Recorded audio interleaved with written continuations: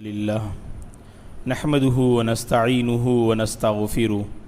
ونعوذ بالله من شرور أنفسنا ومن سيئات أعمالنا من يهده الله فلا مضل له ومن يضلل فلا هادي له وأشهد أن لا إله إلا الله وأشهد أن محمدا عبده ورسوله أما بعد فأعوذ بالله من الشيطان الرجيم يا أيها الذين آمنوا اتقوا الله حق تقاته ولا تموتن إلا وأنتم مسلمون يا أيها الناس اتقوا ربكم الذي خلقكم من نفس واحدة وخلق منها زوجها وبث منهما رجالا كثيرا ونساء واتقوا الله الذي تساءلون به والأرحام إن الله كان عليكم رقيبا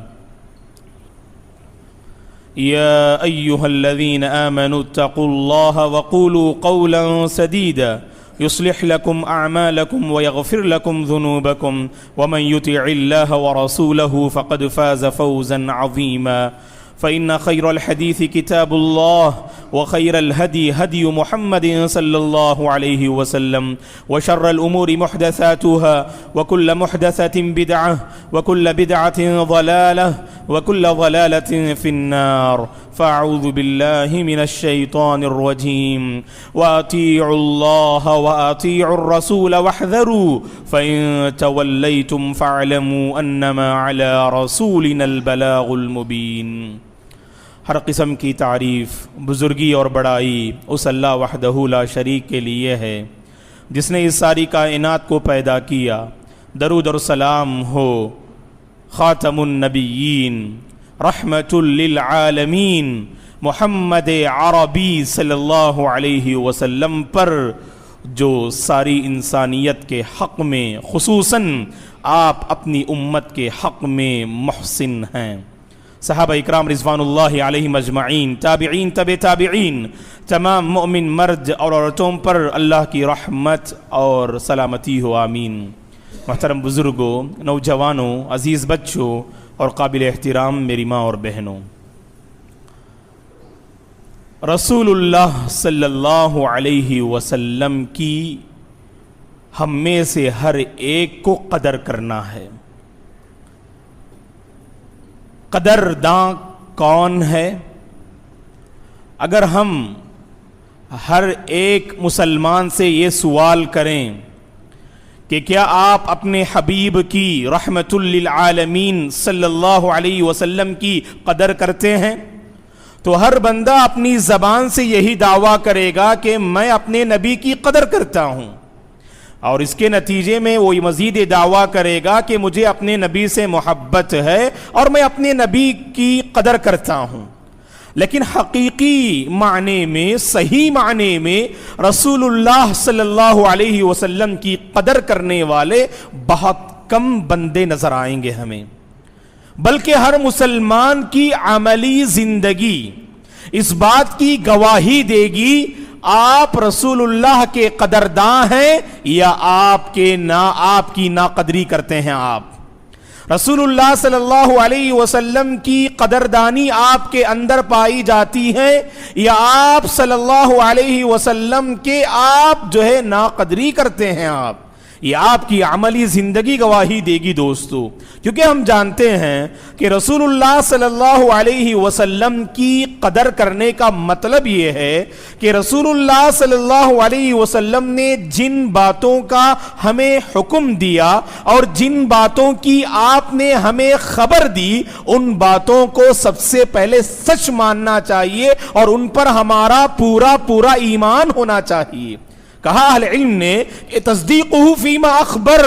کہ رسول اللہ صلی اللہ علیہ وسلم نے جن باتوں کی خبر دی ان کو آپ سب سے پہلے سچ مانیں، اور اس کے بعد طاعتہ فیما امر،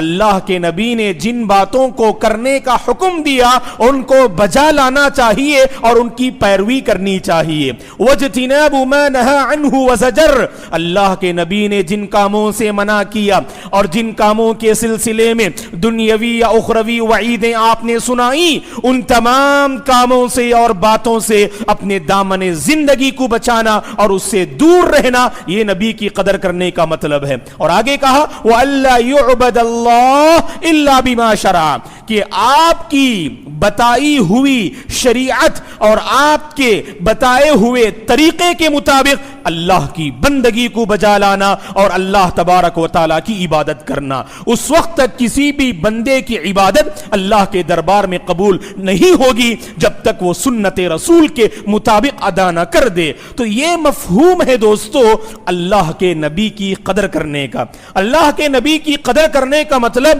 آپ نے جن باتوں کی خبر دی انہیں سچ ماننا, ان پر پورا پورا ایمان جو ہے ہونا چاہیے, اور جن کاموں کا آپ نے حکم دیا ان کی مکمل پیروی کرنی چاہیے, اور جن کاموں سے آپ نے منع کیا ان سے مکمل دور رہیں اور دوسروں کو بھی اس سے دور رہنے کی تاکید کرے اور تعلیم دے. اور آپ کی جو شریعت ہے جو اللہ تبارک و تعالیٰ نے آپ پر نافذ کی تھی اور آپ کو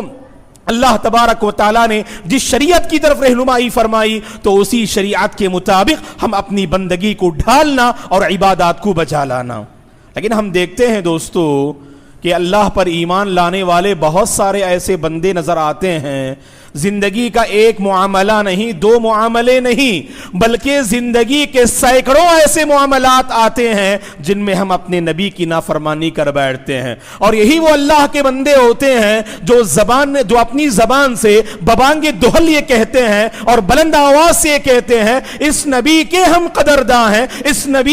نبی پر گویا کہ ہم اپنی جان کو قربان کرنے کے لیے تیار. یہ صرف دعویٰ ہے دوستو, کیونکہ اس نبی کی خاطر ہم نے ایک خواہش بھی قربان کرنے کے لیے تیار نہیں. یہ کیسا دعویٰ ہے ہمارا, ایک ایسا دعویٰ ہے ہمارا کہ زبان سے ہمارا یہ دعویٰ کہ اس نبی پر ہماری جان قربان ہو, لیکن جب خواہشات کی باری آتی ہے اور دوسری جانب سنت رسول کو اپنانے کی بات آتی ہے, کتنے مسلم نوجوان ہیں جو سنت رسول کو ٹھکرا دیتے ہیں اور اپنی خواہش اور مغربی تہذیب اور ویسٹرن کلچر کو اپنانے میں فخر محسوس کرتے ہیں. کہ یہی اللہ کے رسول سے محبت کی علامت ہے؟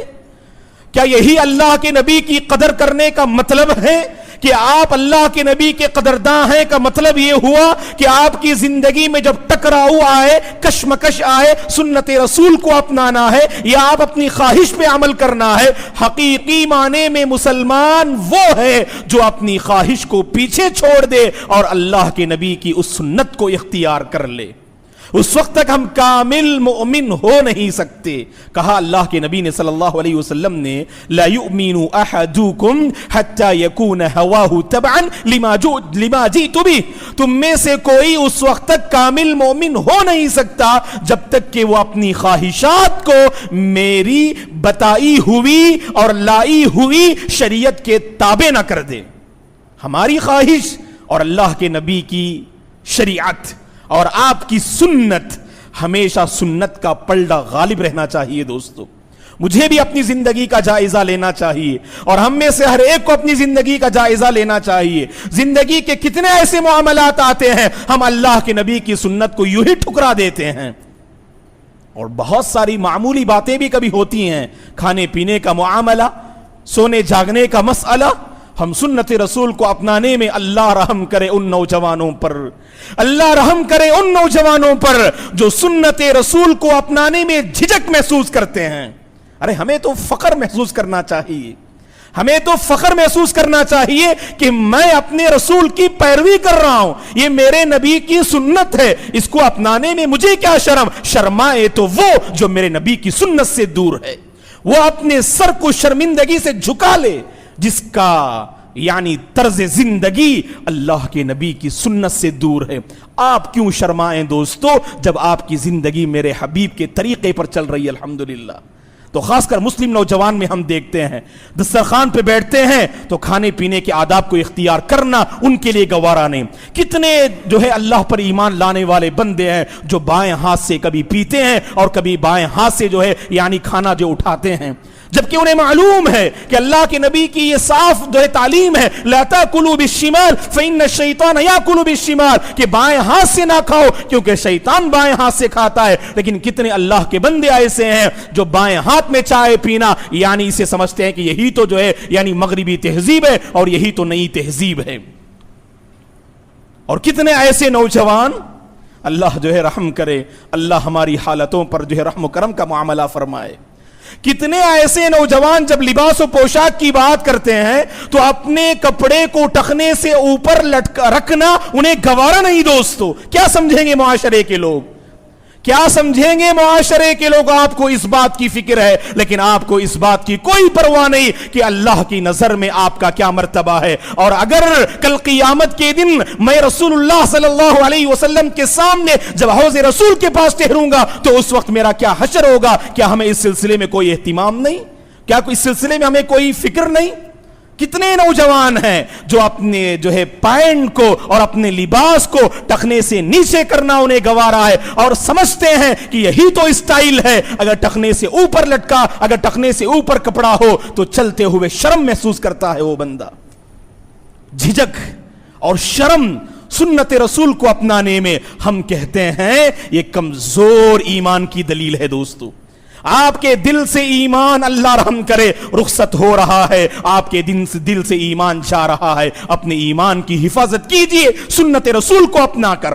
اپنے دین کی حفاظت کیجئے اس نبی کی تعلیم کو اپنا کر، اور یاد رکھیں کامیابی رسول کی پیروی کرنے میں ہے، اور یاد رکھیں اللہ تبارک و تعالیٰ کی مرضی اور اللہ کی رضامندی اس نبی کی سنت کو اختیار کرنے میں ہے۔ دنیا اور آخرت کی کامیابی اللہ نے اس نبی کی سنت کو اختیار کرنے میں رکھا ہے، اور کہا اللہ نے قرآن مجید میں خطبہ مسنونہ کے بعد جو آیت کریمہ آپ کے سامنے تلاوت کی گئی اس میں اللہ یہی فرماتے ہیں وَأَطِيعُوا اللَّهَ وَأَطِيعُوا الرَّسُولَ وَاحْذَرُوا، اے اللہ کے بندو تم اللہ کی اطاعت کرو، رسول کی اطاعت کرو اور بچو، اللہ کی نافرمانی سے بچو، اللہ کے رسول کی نافرمانی سے بچو، سنت رسول کے حوالے سے لاپرواہی برتنے سے بچو۔ اور کس قدر کھلواڑ ہو رہا ہے دوستو آج ہمارے مسلم نوجوان کے طبقے میں خصوصاً۔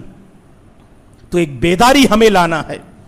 ایک بیداری ہمیں لانے کی ضرورت ہے، اور جب تک ہم بیداری نہیں لائیں گے سنت رسول کے حوالے سے اس وقت تک سنتیں ہمارے معاشرے میں عام نہیں ہو سکتی ہیں۔ مجھے بھی ہر سنت کو اختیار کرنا ہے اور آپ کو بھی ہر سنت کو اختیار کرنا ہے۔ اور کتنا بڑا المیہ ہے دیکھیے دوستو ہمارا، اور کتنے افسوس کے ساتھ کہتے ہیں، یہ کہنا پڑ رہا ہے، لوگ پوچھتے ہیں کیا مولوی صاحب یہ سنت ہی نہ ہے،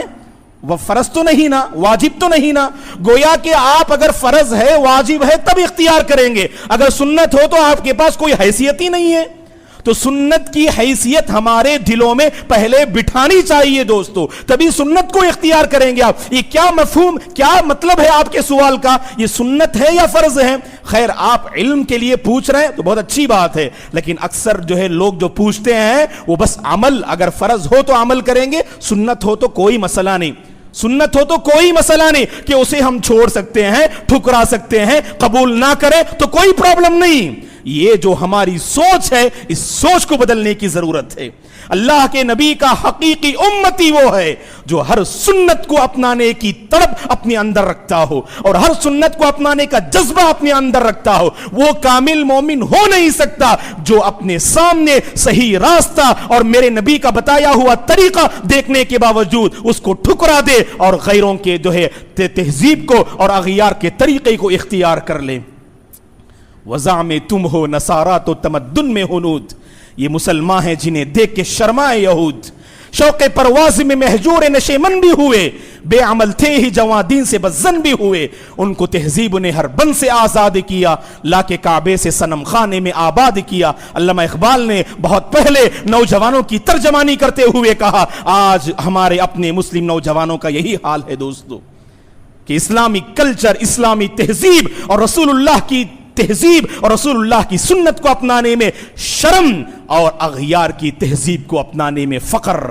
اور جب یہ ہمارا رویہ ہے ہم کیسے کامیاب ہو سکتے ہیں دوستو؟ کیسے ہمیں سربلندی مل سکتی ہے؟ کیسے اللہ ہمیں عزت والی زندگی دیں گے؟ عزت والی زندگی سنت رسول میں اللہ نے رکھی ہے۔ اللہ کے نبی کی مکمل پیروی کیجئے، اس کے بعد دیکھیے اللہ تعالیٰ مسلم قوم کو کیسے آگے بڑھاتے ہیں۔ ہماری تاریخ یہی بتاتی ہے،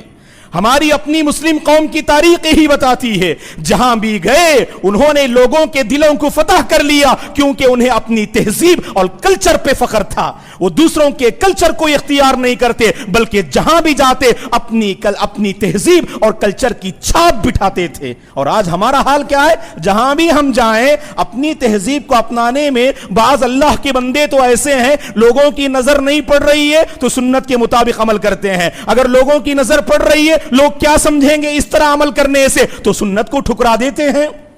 سلمان فارسی رضی اللہ عنہ سے دارمی کی صحیح حدیث ہے کہ سلمان فارسی رضی اللہ عنہ سے مشرکین مکہ نے مذاق اڑاتے ہوئے کہا، اے سلمان تمہارے نبی کیسے ہیں؟ ایک طرف وہ تمہیں دین کی باتیں بتاتے ہیں اور آخرت کی باتیں بتاتے ہیں ایک جانب، لیکن یہاں پر کہ پیشاب اور پاخانہ کیسے کرنا چاہیے اس کے آداب کیا ہیں یہ بھی تمہارے نبی بتاتے ہیں۔ مذاق اڑاتے ہوئے مشرکین مکہ نے سلمان فارسی رضی اللہ عنہ سے کہا۔ سلمان فارسی رضی اللہ عنہ اپنا سر نہیں جھکا لیے شرمندگی سے، بلکہ ان کا منہ توڑ جواب دیتے ہوئے کہا کہ ہاں، بلکہ فخر سے کہا، آپ کی الفاظ میں یہ شان نظر آ رہی تھی جو مسلمان کی شان ہوا کرتی ہے۔ کہا ہاں، ہمارے نبی ہمیں تعلیم دیتے ہیں جب پیشاب یا پاخانہ کے لیے جائیں قبلہ رخ ہو کے نہ بیٹھیں، اپنے سیدھے ہاتھ سے استنجا نہ کریں، اور اسی طرح سے اگر پتھر استعمال کرتے ہیں تو 3 پتھروں سے کم استعمال نہ کریں۔ تو ہمارے نبی نے ہمیں پیشاب اور پاخانہ کے آداب اور طریقے بھی بتائے ہیں۔ اللہ اکبر! یہ ہوتا ہے دوستو فخر، صحیح معنی میں یہ قدرداں لوگ ہوتے ہیں جو جہاں بھی جاتے ہیں سنت رسول کو اپنانے میں ذرہ برابر بھی جھجک محسوس نہیں کرتے، اور اسی جھجک کو ہمیں ختم کرنا ہے دوستو۔ اور ہمارے ذہنوں میں جو معاملہ ہے نا، لوگ کیا سمجھیں گے، یہ ہمارے ذہنوں میں یہ بات ایسے بیٹھ گئی ہے، ہم اس بات کو بھول جاتے ہیں اللہ تعالیٰ کیا سمجھے گا اس بندے کے سلسلے میں، اللہ تبارک و تعالیٰ کے پاس میرا کیا مقام ہوگا، میرا کیا وقار ہوگا، اللہ کے پاس میری عزت ہوگی کہ یا نہیں، ہم اس کی کیوں پرواہ نہیں کرتے دوستو؟ پرواہ اس لیے نہیں کرتے کیونکہ دلوں میں سنت رسول کی عظمت نہیں ہے۔ اور دوسرے الفاظ میں کہوں معافی کے ساتھ، صحیح معنی میں ہم اس نبی کی قدر نہیں کر رہے ہیں دوستو۔ محسن انسانیت ہیں آپ، رحمت للعالمین ہیں آپ، خاتم النبیین ہیں آپ، امام الانبیاء ہیں آپ، اور آپ نے زندگی کا ایک بہت بڑا حصہ اس امت کے درد میں آپ نے کھپا دیا، پوری زندگی آپ کی اس امت کے درد میں گزری، اور ہم ہیں کہ اس نبی کے ساتھ جو معاملہ ہو رہا ہے بس اللہ ہی ہماری حالتوں پر رحم و کرم کا معاملہ فرمائے۔ بس آج کے اس خطبے کا خلاصہ یہ ہے دوستو، ہم نبی کی قدر کرنے والے بن جائیں، رسول اللہ صلی اللہ علیہ وسلم کی صحیح معنی میں قدر کرنے والے بن جائیں، اور قدر اسی وقت ہوگی جب سنت کا مقام ہمارے دلوں میں ہوگا، سنت کی حیثیت ہم اپنے دلوں میں بٹھائیں گے، اور جہاں بھی ہم جائیں گے اسلامی کلچر کو ہم اپنائیں گے، ہمارے نبی کے طریقے کو ہم اختیار کریں گے باذن اللہ۔ اغیار کے طریقے کو اپنانا یہ شرمندگی کا باعث ہے، یہ ذلت و رسوائی کا باعث ہے، اور نبی کے طریقے کو اختیار کرنا یہی تو سربلندی کی دلیل ہے، اور یہی تو عزت و سربلندی کی علامت ہے۔ اور یاد رکھیں اللہ تعالیٰ اس وقت تک کسی قوم کو عزت و سربلندی نہیں عطا کرے گا جب تک کہ اس قوم کا سنت سے کوئی تعلق نہ ہو، جب تعلق قائم ہوگا تبھی اللہ قوم کو عزت و سربلندی عطا کریں گے، ورنہ یاد رکھیں دوستو کہ مسلم قوم جہاں بھی جائے گی ذلت و رسوائی اس کا مقدر بن جائے گی، اور کالے بادل ہمیشہ اس امت پر منڈلا رہے ہوں گے۔ اگر ہم چاہتے ہیں یہ ہم پر مصیبتیں جو ٹوٹ پڑ رہی ہیں اگر یہ ختم ہو جائیں، ہمیں لوٹنا ہوگا خالص دین کی طرف، اور اللہ کے نبی کے بتائے ہوئے طریقے کی طرف ہمیں لوٹنا ہوگا، اور سچ صحیح معنی میں اور زندگی کے ہر لمحہ اور ہر قدم سنت رسول کو ہمیں اپنانا ہوگا، اور اسی فکرے کو اور اسی ذہن کو اور اسی سوچ کو ہم اپنی سوسائٹی میں عام کرنا ہوگا، تبھی چل کر یہ امت سربلند ہو سکتی ہے۔ دعا ہے کہ پروردگار ہم میں سے ہر ایک کو زندگی کے ہر موڑ میں اس نبی کی قدر کرنے کی توفیق عطا فرمائے، اس نبی سے سچی سی محبت کرنے کی توفیق عطا فرمائے، اس نبی پر زیادہ سے زیادہ درود کا اہتمام کرنے کی توفیق عطا فرمائے، اس نبی کی مکمل دل و جان سے اطاعت کرنے کی توفیق عطا فرمائے۔ جب تک اس دنیا میں اللہ ہمیں باقی رکھے، آپ کے طریقے پر باقی رکھے، رحمت للعالمین کی سنت پر اللہ ہمیں باقی رکھے۔ جب ہمارا خاتمہ ہو تو اے پروردگار تو رحمت للعالمین کی سنت پر خاتمہ نصیب فرما، آپ کے بتائے ہوئے طریقے پر اے پروردگار تو ہم سب کا خاتمہ نصیب فرما، آمین۔ اقول قولی ھذا واستغفر اللہ لی ولکم ولسائر المسلمین من کل ذنب فاستغفروہ انہ هو الغفور الرحیم۔ ان الحمد للہ نحمده ونستعينه ونستغفره ونعوذ بالله من شرور أنفسنا ومن سيئات أعمالنا، من يهده الله فلا مضل له ومن يضلل فلا هادي له، وأشهد أن لا إله إلا الله وأشهد أن محمدا عبده ورسوله، أما بعد فأعوذ بالله من الشيطان الرجيم، إن الله وملائكته يصلون على النبي يا أيها الذين آمنوا صلوا عليه وسلموا تسليما، اللهم صل على محمد وعلى آل محمد كما صليت على إبراهيم وعلى آل إبراهيم إنك حميد مجيد، اللهم بارك على محمد وعلى آل محمد